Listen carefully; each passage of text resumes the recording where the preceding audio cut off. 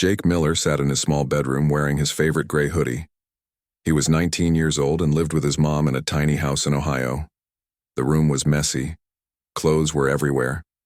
Empty pizza boxes sat on his desk next to his computer and music equipment. He was making beats again.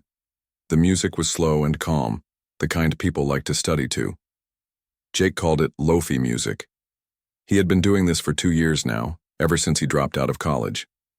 His mom was not happy about that, but Jake did not care much. He just wanted to make music. The beat was almost done when his phone buzzed. It was his boss from the convenience store where he worked part-time. Jake looked at the message and sighed. He had to work tonight, which meant less time for music. "Jake, dinner is ready," his mom called from downstairs.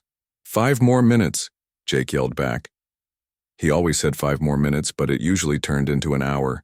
He was about to save his work when something weird happened. The room got very bright, like someone had turned on a huge flashlight outside his window. Jake looked up from his computer screen, confused. The light was not coming from outside. It was coming from above. Way above. Jake walked to his window and looked up at the sky. His mouth fell open. There was a massive ship floating in the air. It was bigger than anything he had ever seen. The ship was silver and had strange blue lights all around it. It looked like something from a science fiction movie. "Mom," Jake called out, but his voice was quiet and shaky. "Mom, you need to see this." All around the neighborhood, people were coming out of their houses. They were pointing at the sky and taking pictures with their phones. Some people were screaming. Others were just standing there staring. Jake's mom ran upstairs. "What is it, honey?" she asked. Then she saw the ship through the window. "Oh my God," she whispered. The ship made a low humming sound. It was so deep that Jake could feel it in his chest.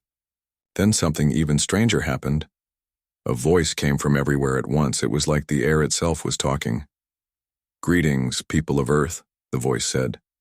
It sounded female and had a strange accent.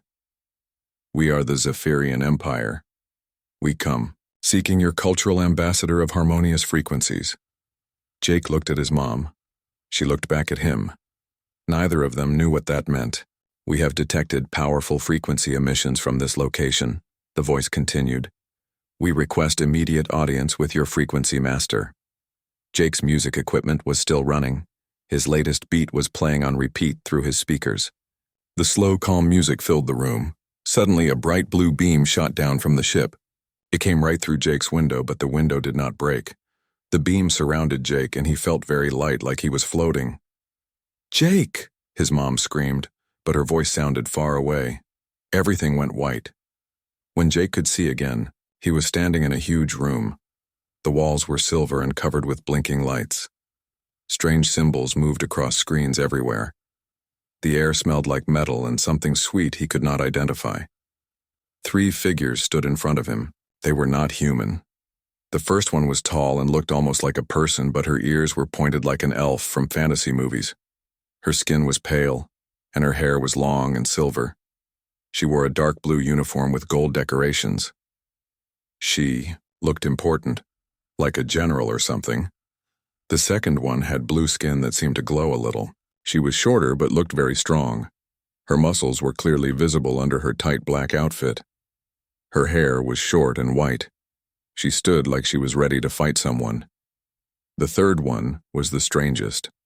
Her skin looked like it was made of tiny crystals that sparkled in the light. She was thin and wore a white coat like a doctor. She held some kind of tablet device and was writing notes very fast. All 3 of them were staring at Jake. "This is your cultural ambassador of harmonious frequencies?" the elf-like one asked. She sounded surprised and maybe a little disappointed. Jake looked down at himself. He was still wearing his hoodie and old jeans. His sneakers were dirty. He probably smelled like the pizza he had eaten for lunch. Jake said. "I think there has been some kind of mistake." The blue-skinned one stepped forward.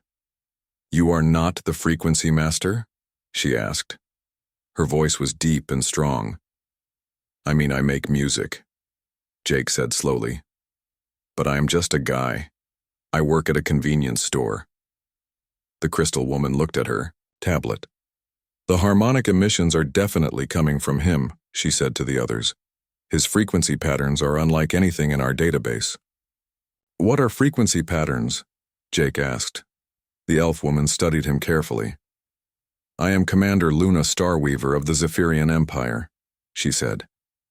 This is Lieutenant Amy Voidstrike and Dr. Katie Nebulos. We have traveled across the galaxy to find the source of the powerful harmonious frequencies detected from your planet. Jake blinked. You mean my music? Your music? Luna repeated the word like she was trying to understand it. Yeah, I make beats. Lofi music. It is just, chill music for relaxing, Jake explained. Amy frowned. Relaxing? What is the tactical advantage of relaxing? Tactical advantage? Jake was getting more confused. There is no tactical advantage. It just sounds nice. Doctor, Katie made more notes on her tablet. Fascinating. He creates frequency patterns with no strategic purpose. Jake looked around the huge room. There were more aliens at computer stations along the walls. They all looked different from each other, but they were all wearing military uniforms. Everything looked very serious and military. So, are you guys like space soldiers or something? Jake asked. Luna nodded.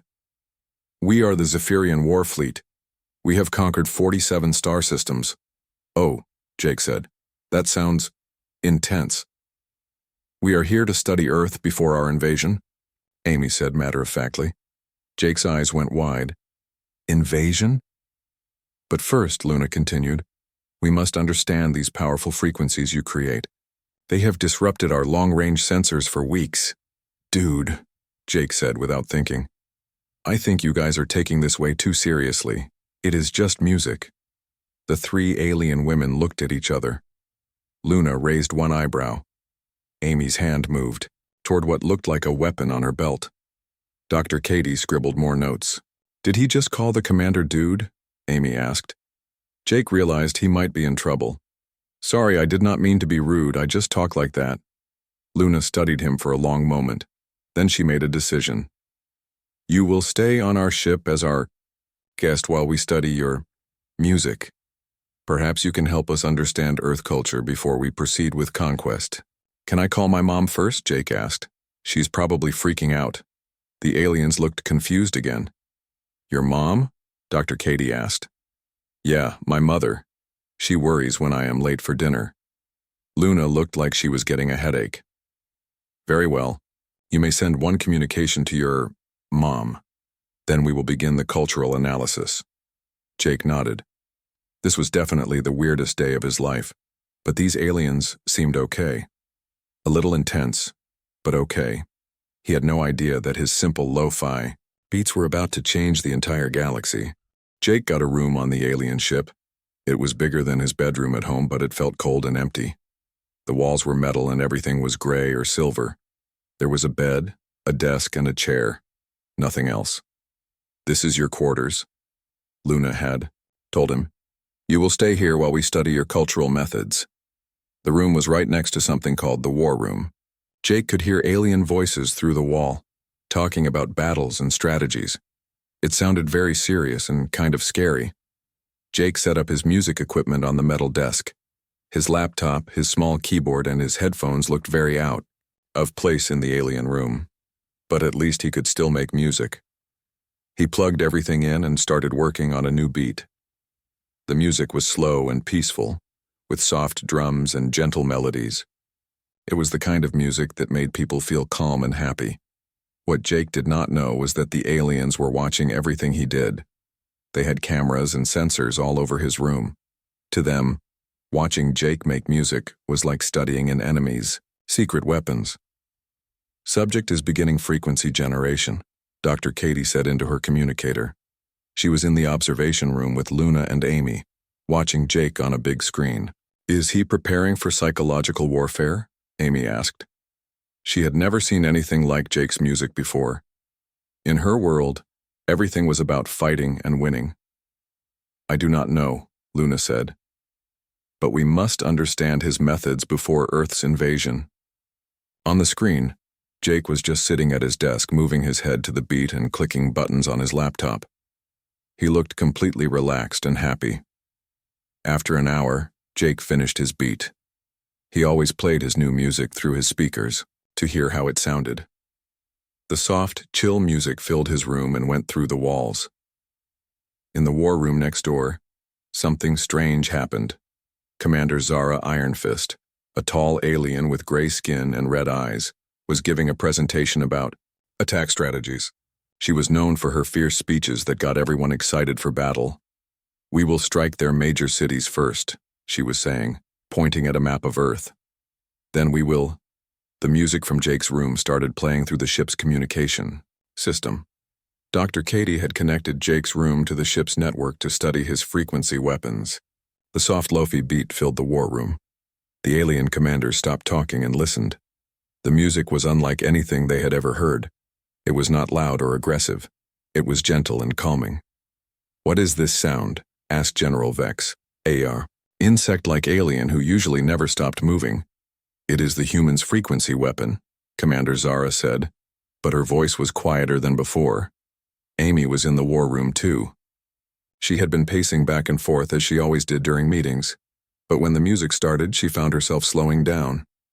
Then, for the first time in months, she actually sat down in a chair. "Why did I sit down?" she wondered out loud.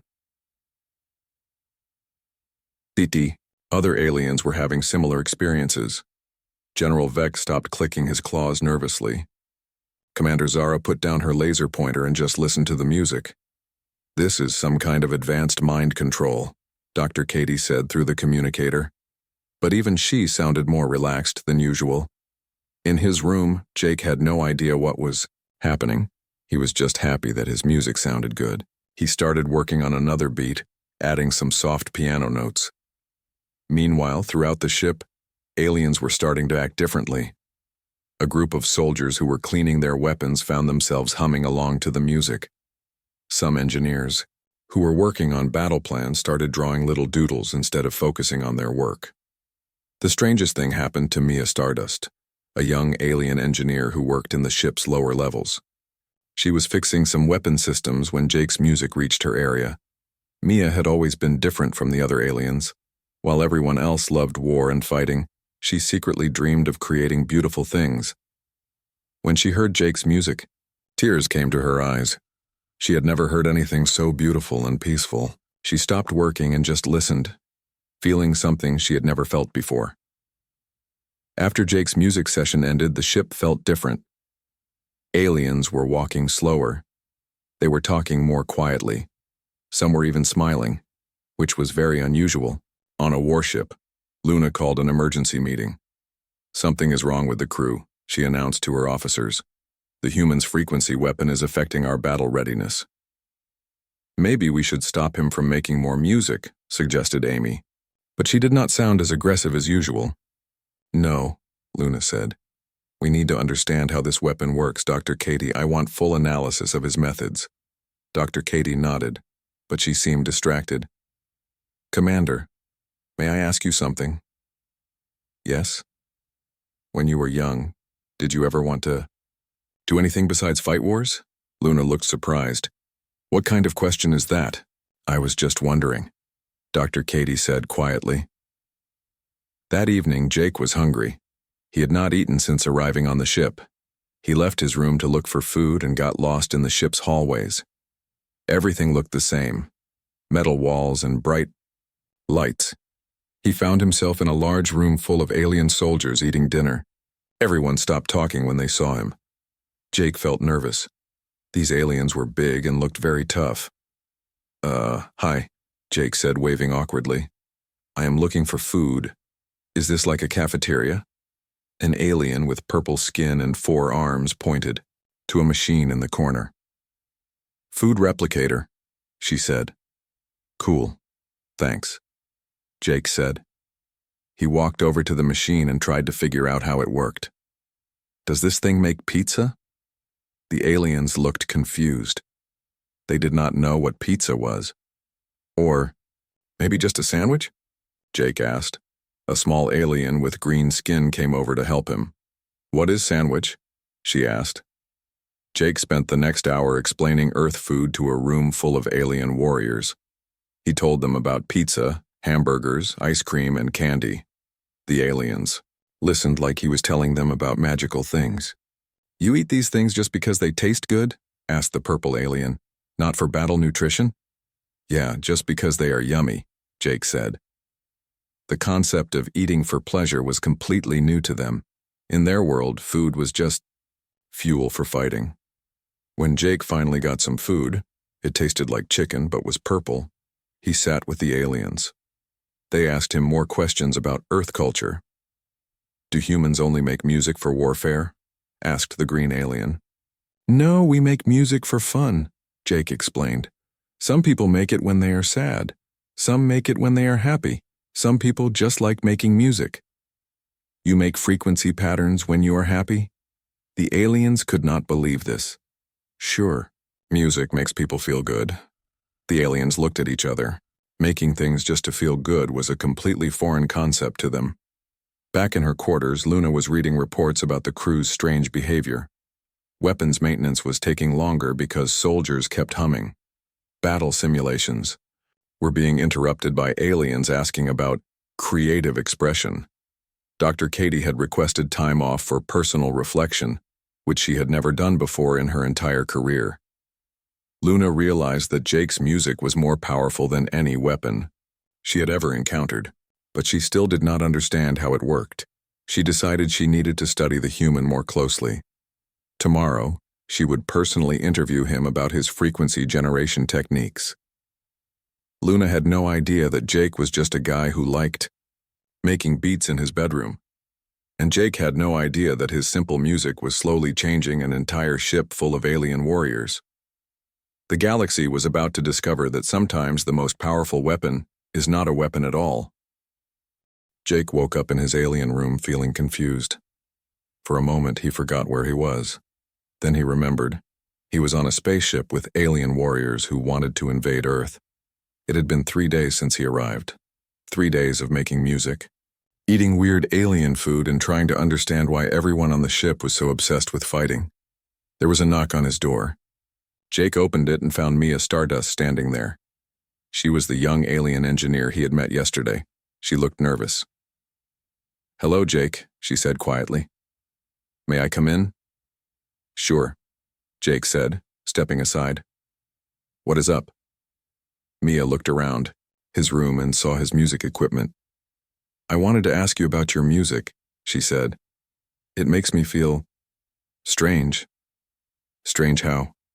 "Happy," Mia said, like it was a bad word. "And peaceful. I have never felt these things before." Jake sat down on his bed and looked at her.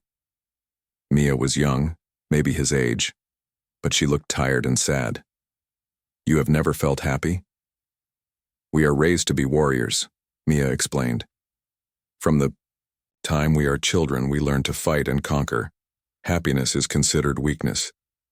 "That sounds terrible," Jake said. "It is all I know." Mia sat down in the chair at his desk.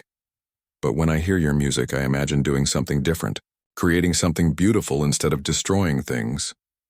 Jake smiled. "You want to learn how to make music?" Mia's eyes lit up. "Could you teach me?" "Of course, dude." For the next 2 hours, Jake taught Mia the basics of making beats. He showed her how to use his software, how to layer different sounds, and how to create rhythm. Mia was a fast learner and had natural talent. "This is amazing," Mia said as she created her first simple beat.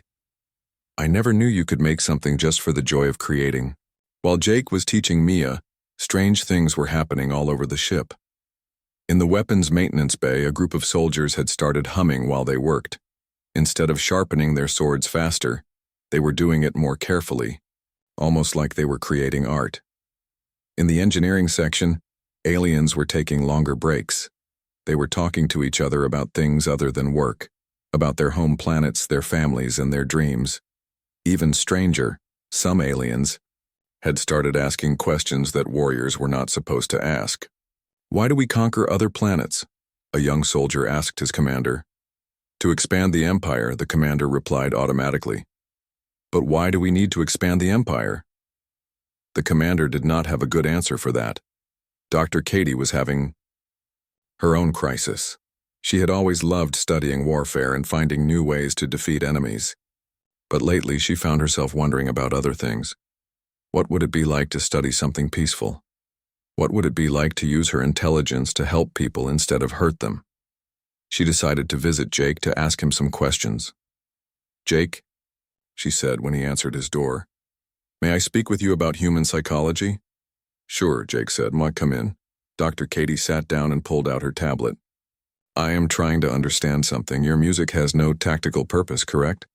"Right," Jake nodded. "And humans create this music just because they enjoy it?" "Yeah, basically. But that seems so inefficient," Dr. Katie said, confused. "Why would you spend time and energy on something that does not help you win battles or gain resources?" Jake thought about this. "I guess because life is more than just winning battles. Music makes people feel good. It brings people together. It helps people express their feelings." Express feelings? Dr. Katie had never heard this concept before. Yeah, like when you are sad, you might listen to sad music. When you are happy, you listen to happy music. When you want to relax, you listen to chill music like mine. Dr. Katie made notes frantically. And this, expressing feelings, it serves what purpose? "It does not serve a purpose," Jake said. "It just feels good to do it." Dr. Katie stared at him. The idea that someone would do something just because it felt good was revolutionary to her. Meanwhile, Amy Voidstrike was having the strangest week of her life. Amy had never lost a battle. She was the toughest warrior in the fleet, but Jake's music was doing something to her that no enemy had ever managed to do. It was making her question everything. Amy found herself in Jake's room that afternoon, though she was not sure why she had come. "Hey, Amy," Jake said. "What brings you here?" "I wanted to ask you something," Amy said, standing stiffly by the door. "You said yesterday that humans do things for fun. What does that mean?" Jake patted the bed next to him. "Sit down and I will explain." Amy had never sat down casually in her entire life. She always stood at attention or sat formally for meetings. But something about Jake's casual manner made her want to try it. She sat down awkwardly on the edge of the bed. "Fun is when you do something just because you enjoy it," Jake explained. "Like playing games, watching movies, hanging out with friends, listening to music, things that make you feel good." "I do not understand," Amy said. "If these activities do not make you stronger or help you defeat enemies, why do them?" "Because life is not just about fighting," Jake said. "What do you like to do when you are not working?" Amy looked confused. "I am always working. Warriors do not have time for not working." "When was the last time you laughed?" Jake asked. Laughed? Jake realized that Amy had never experienced joy, relaxation, or simple pleasure. Her entire life had been about being a perfect warrior. "Here," Jake said, pulling up a video on his phone. "Watch this." He showed her a funny video of cats doing silly things. Amy watched with intense concentration, like she was studying battle tactics. "Why are the small animals behaving inefficiently?" she asked. "They are just playing," Jake said. "It is fun." "Fun." Amy repeated the word slowly. When the video ended, something amazing happened. Amy's mouth moved slightly upward. She was almost smiling. "That was pleasant," she said, surprised. "You liked it?" "I think so." Amy looked confused by her own reaction. Jake spent the next hour showing Amy funny videos, teaching her simple games, and explaining the concept of relaxation. For the first time in her life, Amy experienced what it was like to just enjoy something, without purpose or goal. When Amy left Jake's room, she felt different, lighter somehow. She found herself walking slower through the ship's corridors, looking around instead of marching straight ahead. That evening, Luna called an emergency meeting with her senior staff. "We have a serious problem," she announced to Amy, Dr. Katie, and several other commanders. "The crew is showing signs of, I do not know what to call it." Happiness, Dr. Katie said quietly. Yes, that, Luna said. And it is affecting their performance. Weapon training sessions are becoming social gatherings. Battle simulations are being interrupted by singing. Some soldiers are even asking for time off to think about life. Maybe this is part of the human psychological warfare strategy, suggested Commander Vex. No, Amy said, surprising everyone. I do not think Jake is trying to hurt us. I think he is just being himself. Luna stared at Amy. Since when do you defend potential enemies? Since I learned what fun means, Amy said. Luna felt a headache coming on. Her best warrior was talking about fun. Her chief scientist was studying feelings instead of weapons. Her entire crew was becoming soft and peaceful. We need to decide what to do about the human, Luna said. He is changing our people. Is that necessarily bad? Dr. Katie asked quietly. What did you say? Luna demanded. I mean, Dr. Katie continued, nervously. Our people seem happier, less stressed. They are still doing their jobs, just with more joy. Joy has no place on a warship, Luna said firmly. But even as she said it, Luna wondered if that was really true. She had been watching her crew carefully, and while they were different, they were not necessarily worse. They were more creative, more cooperative, and strangely more efficient at many tasks. Late that night, Luna found herself walking past Jake's room. She could hear music coming from inside, not just Jake's beats, but other sounds too. She looked through the door window and saw something that shocked her. Jake was sitting with Mia, Amy, Dr. Katie, and several other crew members. They were all making music together. Mia was playing some kind of alien instrument that sounded like crystals chiming. Amy was keeping rhythm by tapping on the table. Dr. Katie was humming along. Everyone was smiling. Luna had never seen her crew look so peaceful and content. They were creating something beautiful together, with no purpose other than the joy of creating. For the first time in her life, Luna wondered if there might be more to existence than conquest and warfare. She did not know it yet, but Jake Miller, the Lofi beatmaker from Ohio, was about to teach her the most important lesson of her life. Word was spreading across the galaxy. Other alien commanders in the war fleet were getting strange reports about Luna's ship. The reports said her crew had stopped preparing for battle and were instead doing something called making music together. Admiral Rex Stormcrusher, leader of the entire invasion fleet, was very confused. He sent a message to Luna's ship demanding answers. Commander Starweaver, his deep voice boomed through the communication system. Our sensors show your ship has been silent for 5 days. What is your status on the Earth invasion preparations? Luna looked around her bridge. Half her crew was quietly humming Jake's latest beat. Dr. Katie was drawing pictures of flowers in her notebook instead of weapon designs. Even Amy was sitting in a relaxed position instead of standing at attention. We are conducting cultural research, Luna said carefully. Cultural research? Admiral Stormcrusher sounded angry. You were ordered to prepare attack strategies, not study their culture. Yes, sir, but we have discovered something important about human psychological warfare capabilities. This got the Admiral's attention. Explain. Luna thought quickly. The humans possess a powerful frequency weapon that can alter brain chemistry and reduce aggressive behavior. We believe this weapon could be dangerous to our invasion force. Show me this weapon, Admiral Stormcrusher demanded. Luna had no choice. She set up a video call with the Admiral and several other fleet commanders. Then she brought Jake to the bridge. Jake was wearing his usual hoodie and jeans. He looked around at all the serious alien faces on the big screens and waved awkwardly. Hi everyone, he said. The fleet commanders stared at him in silence. This is your psychological weapon? Admiral Stormcrusher asked. Jake, can you demonstrate your frequency generation techniques for our allies? Luna asked. Jake shrugged. Sure, I guess. He sat down at his portable music setup, which Luna had moved to the bridge. Within minutes, Jake had created a new lo-fi beat. The soft, peaceful music filled the bridge and was transmitted to all the other ships in the fleet. The effect was immediate and amazing. On Admiral Stormcrusher's ship, Alien warriors stopped what they were doing and listened. The insectoid general, Vex, who was known for never sitting still, actually stopped pacing and sat down in his chair. Commander Zara Ironfist, who was giving a speech about battle tactics to her crew, found her voice getting softer and more peaceful as the music played.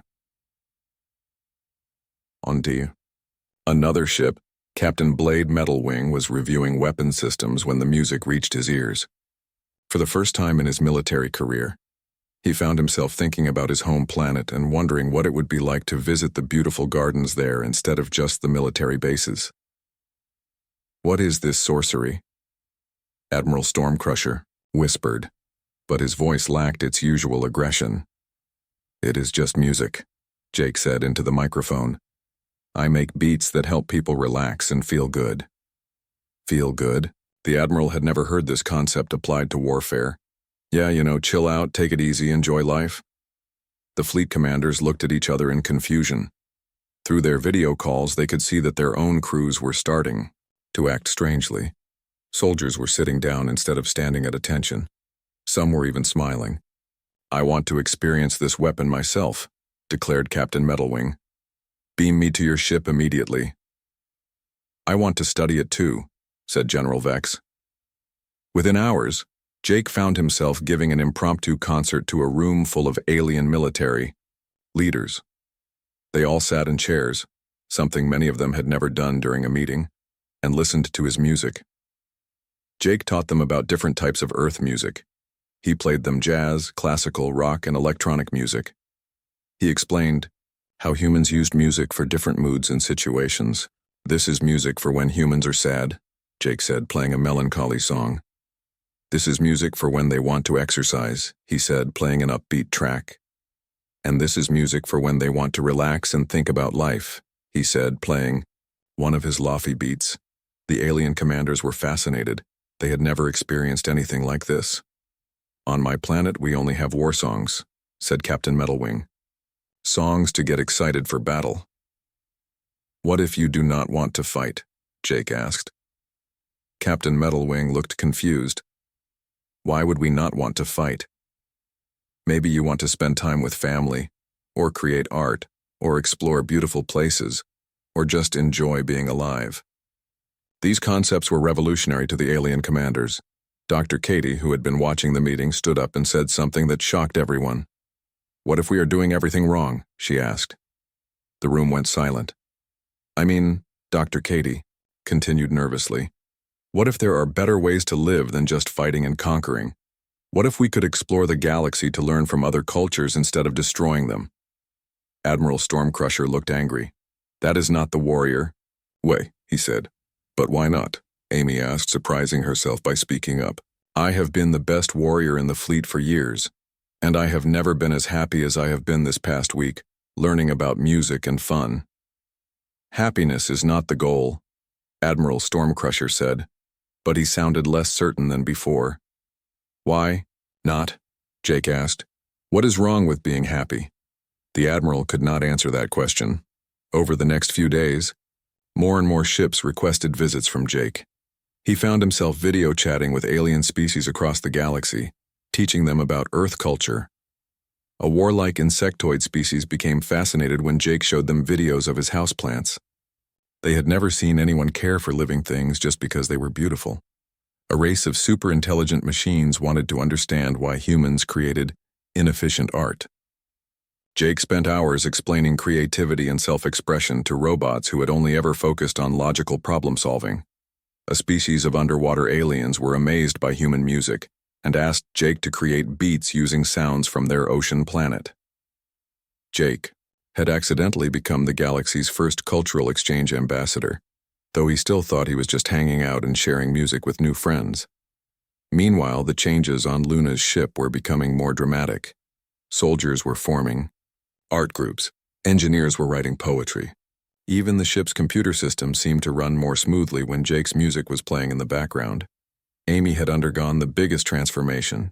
She started something she called Peaceful Guardians, a group of former warriors who wanted to protect artists and promote cultural exchange instead of conquest.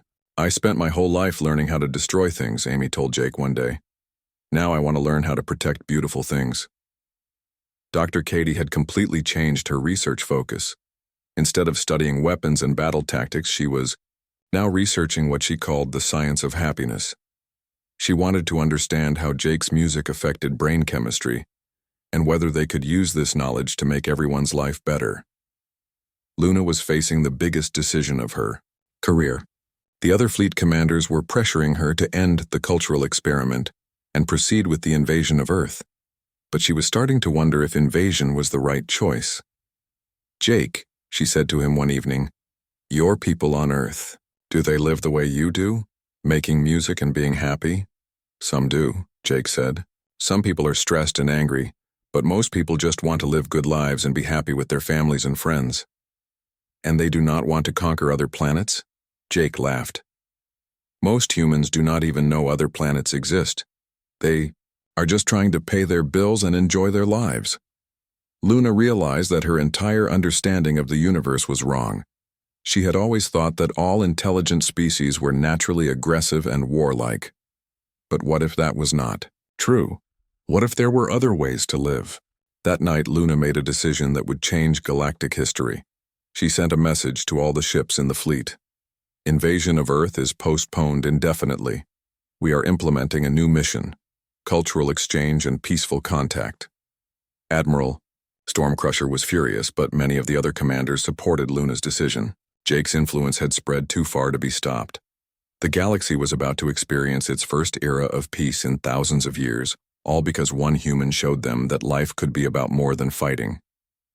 Jake still had no idea how important he had become. He was just happy that he had made so many new friends who liked his music. 3 months later, the biggest event in galactic history was about to happen. Instead of an invasion, Earth was hosting the first ever intergalactic cultural festival. Hundreds of alien ships filled the sky above Earth, but they were not carrying weapons. They were carrying musical instruments, art supplies, and gifts from across the galaxy. Jake stood on a huge stage in Central Park, looking out at the most amazing audience he had ever seen. There were aliens of every shape and size: tall ones, short ones, furry ones, scaly ones made of crystal and ones that glowed in the dark. Humans sat next to aliens, all waiting to hear music. Hi everyone," Jake said into the microphone. "Welcome to Earth, I guess." The crowd cheered, a sound unlike anything ever heard before, with alien voices mixing with human voices in perfect harmony. "So I am going to play some music for you," Jake continued. "And after that, we have artists from 17 different planets who want to share their culture too." Jake started his set with the same lo-fi beat he had been making the day the aliens first found him. The music drifted across the crowd and something magical happened. Humans and aliens began swaying together to the rhythm.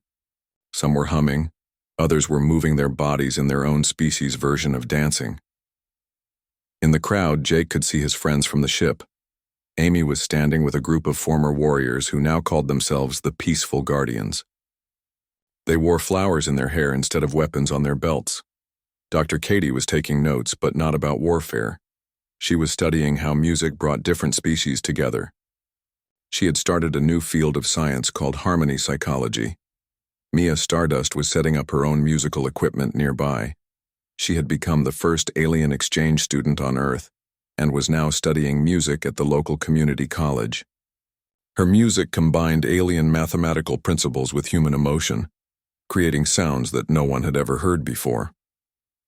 Luna stood at the side of the stage, no longer wearing her military uniform. Instead, she wore simple clothes and had flowers in her silver hair. She was now Earth's official intergalactic cultural ambassador. As Jake played, he thought about how much his life had changed.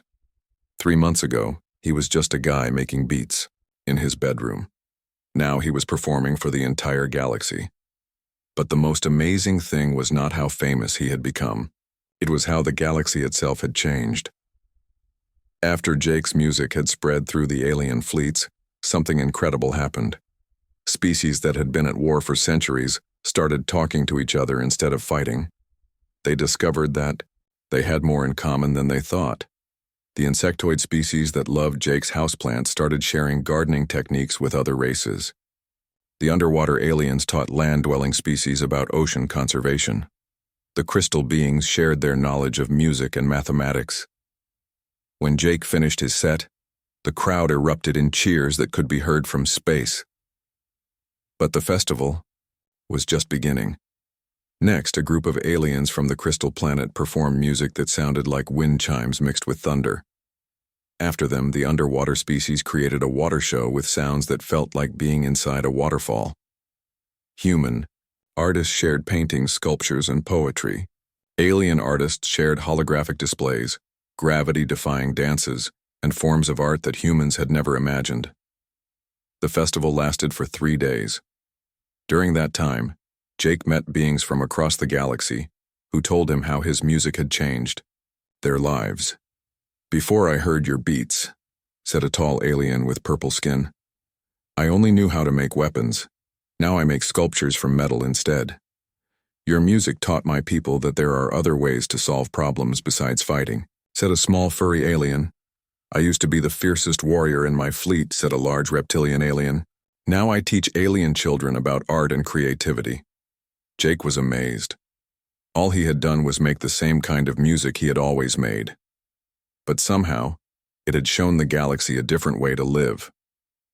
On the last day of the festival, Luna made an announcement that would change everything.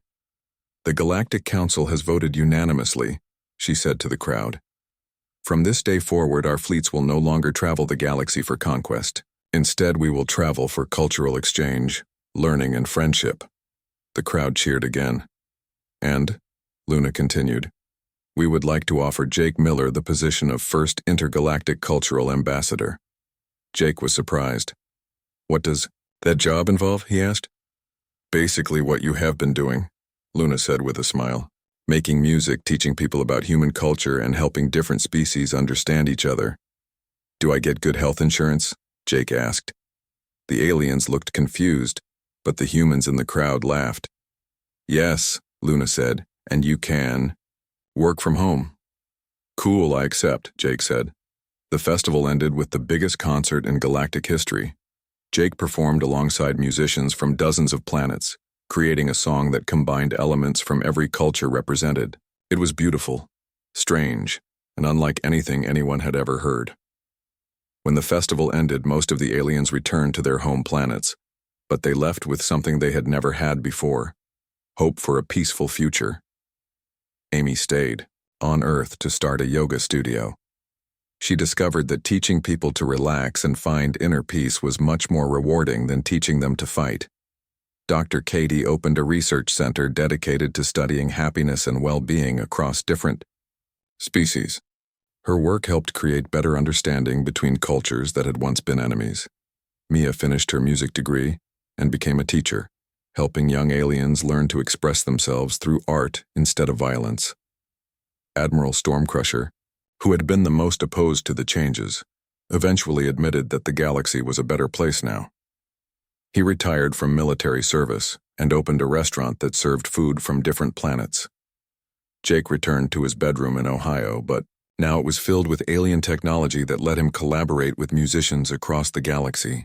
His simple Lofi beats had evolved into a universal language that brought together species who had previously only known conflict. His YouTube channel, which used to get 50 views per video, now had billions of subscribers from hundreds of planets. But Jake's favorite part of his new life was the video calls he got every day from aliens who wanted to share their latest creative projects or just talk about life. "Hey Jake," Mia would say during their weekly calls, "I wrote a new song that combines human hip-hop with crystalline mathematics. Want to hear it?" "Jake, my friend," Amy would call to say, "I taught my first yoga class to a group of former warriors today. They all fell asleep during meditation, which I think means they are learning to relax." One evening, Jake was working on a new beat when his mom called him for dinner. "Jake, dinner is ready," she said. "5 more minutes," Jake replied, just like he always did. But this time, he was not just making music for himself. He was creating a beat that would be heard across the galaxy, bringing peace and joy to billions of beings. Jake looked at his simple setup, his laptop, his keyboard, his headphones, and smiled. He had never planned to change the galaxy. He had just wanted to make music that sounded good. But sometimes the most powerful force in the universe is not a weapon or a war strategy. Sometimes it is just one person being genuinely themselves and sharing something beautiful with the world. As Jake put the finishing touches on his new beat, he got a message from Luna. "Jake, we just received first contact signals from a new galaxy. They seem aggressive and warlike. Think you could work your magic again?" Jake laughed and typed back, "Send me their frequency, dude. Let's introduce them to Lofi beats." The galaxy was at peace for the first time in its history, and it all started with a 19-year-old guy from Ohio who just wanted to make chill music in his bedroom. Sometimes, that is all it takes to change everything.